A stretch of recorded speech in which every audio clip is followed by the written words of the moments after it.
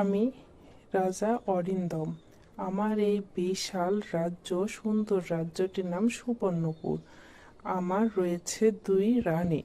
আমার বড় রানীর নাম নীলি। সে খুব শান্ত, সাহসী এবং বুদ্ধিমতী মেয়ে। সে রাজ্যের সকলের কথা খুব ভাবতো। অনেক ভালো মেয়ে সে।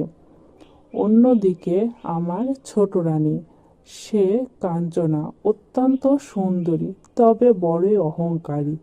সে শুধু চাইতো সবসময় রাজা যেন তাকে খুব ভালোবাসে। দুই রানী একসঙ্গে একই প্রাসাদে থাকতো বটে, কিন্তু তাদের কখনো মনের মিল হতো না। আমি একদিন সিদ্ধান্ত নিলাম, দুইজনকে একত্র ডাকিয়ে পাঠালাম। এই রাজপ্রাসাদের গুরুত্বপূর্ণ জিনিস হলো প্রজাদের ভালোবাসা। তাই আগামী 7 দিনের মধ্যে তোমাদের দুই রানীর মধ্যে যে সত্যি প্রমাণ করতে পারবে যে প্রজাদের কল্যাণ নিশ্চিত করবে, তাকে আমি একটি মূল্যবান দায়িত্ব দেব। যেইভাবে হোক আমাকে প্রমাণ করতেই হবে আমি রাজার ভালোবাসা চাই। শোনো, আজ থেকে আমি প্রতিদিন রাজপ্রাসাদে আসবো আর তোমাদের সকল দুঃখ কষ্ট দূর করে দেব। আমি প্রতিশ্রুতি তোমাদেরকে দিয়ে দিলাম। এই কথাটি তোমরা অন্যদেরকেও জানিয়ে দাও। পরদিন থেকে বড় রানী নিচে গিয়ে সব সময় সে প্রজাদের খোঁজখবর নিতে শুরু করলো। সে প্রজাদের সঙ্গে মিশতো, তাদের সকল দুঃখ কষ্ট দূর করে দিত, খাবার লাগলে খাবার দিত, তাদের বাড়ি মেরামতের দায়িত্ব নিত। সকল কাজ সে নিচে গিয়ে করত, আবার সে ফিরে আসতো। এইভাবে আমার দুই রানী 5 দিন পার করে গেল। ষষ্ঠ দিন শুরু হলো।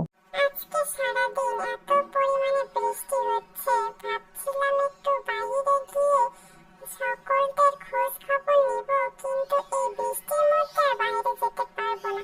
থাক বাবা, দরকার নেই, এত বৃষ্টিতে আমি বাইরে যাব না। কাল বরং প্রজাদের ডেকে খোঁজ নেব। আজকে সারাদিন এত বৃষ্টি হলো, আজকে আমার প্রজাদের কাছে যেতে হবে, ওরা বন্যাতে কষ্ট পাচ্ছে। দেখো, তোমরা দেখো, এত বন্যার মধ্যেও আমাদের রানীমা আমাদের খোঁজ নিতে চলে এসেছেন। তিনি সত্যি আমাদের কল্যাণের জন্যই এত পরিশ্রম করেন। রানী সত্যি অনেক ভালো মনের মানুষ। তোমরা এভাবে বলবে না, তোমরা আমার পরিবারের সদস্যের মতোই। অবশ্যই তোমাদের খোঁজ খবর আমাকে নিতেই হবে। আমি তোমাদেরকে সবাইকে ভালোবাসি। আজকে যাই, কালকে আবার আসবো। বড় রানীর এ সকল কথা আমি সব কিছুই জানতাম যে সে এই কল্যাণমূলক কাজ করবে। মহারাজা, আপনি আমাকে কোথায় নিয়ে আসলেন? শোনো বড় রানী, এটা একটি গুপ্ত কক্ষ। এখানে প্রজাদের খাদ্য আরো অনেক দলিল রয়েছে। এখানে সোনা রূপাও রয়েছে। তবে শোনো, এটা আমার বাবা চাবি আমাকে দিয়ে গেছেন। এটা রক্ষা করার দায়িত্ব একদম উপযুক্ত মানুষকে দিতে বলেছেন। আমি জানি তুমিই হবে সেই উপযুক্ত মানুষ। কি রাজামশাই, আমি থাকতে ওই বড় রানীকে গুপ্তকক্ষের চাবি দিল? এটা তো কখনোই সম্ভব না।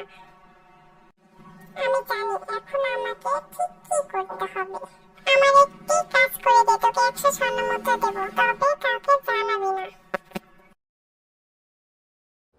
বড় রানী, তোমার কক্ষ থেকে আমি একটি চিঠি পেয়েছি, যেখানে লেখা ছিল গুপ্ত কক্ষের সকল সম্পদ তুমি লুটপাট করবে। এসব কি বলছেন মহারাজা? আমি তো কালকে ওই ঘরে যাইনি। দারোয়ান, এই দিকে আসো। এখন বলো, বড় রানী কি কাল সত্যি ওই ঘরে ছিলেন না? না মহারাজা, কালকে মহারানী ঘরে ছিলেন না, তবে সেখানে ছোট রানীর দাসীকে আসতে দেখা গিয়েছে।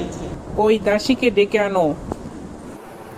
হ্যাঁ মহারাজা, আমি গিয়েছিলাম ওই কক্ষে, তবে আমাকে ছোট রানী যেতে বলেছিলেন। কি এসব কি বলছো তুমি? ছোট রানী, তুমি এবার বলো। হ্যাঁ রাজামশাই, আমি দাসীকে বলেছিলাম। আমার খুব হিংসা হচ্ছিল, আপনি বড় রানীকে বেশি ভালোবাসছিলেন, তাই আমার ভুল হয়ে গেছে। আপনি আমাকে যা শাস্তি দিবেন আমি মাথা পেতে নেব। মহারাজা, আপনি ছোট রানীকে মাফ করে দিন। বড় রানী, আমি তোমাকে যতই দেখছি অবাক হচ্ছি। তুমি কত বড় মনের মানুষ। তোমার এত বড় ক্ষতি করলো, তাও তুমি ছোট রানীর কথা ভাবছো। রাজামশাই, ছোট রানী অনুতপ্ত, তাই ওকে সুযোগ দেওয়াটা উচিত আমাদের। আচ্ছা ঠিক আছে, আমি তোমার কথা এবারের মতো ছোট রানীকে মাফ করে দিচ্ছি। এরপর থেকে আমার দুই রানী আর হিংসা না করে একসঙ্গে প্রজাদের কল্যাণে কাজ করতে শুরু করেছে। তাহলে বন্ধুরা, তোমাদের যদি গল্পটি ভালো লেগে থাকে অবশ্যই এরকম আরো গল্প করতে চোখ রাখবেন ও হিউম্যানসে, আর প্লিজ সাবস্ক্রাইব।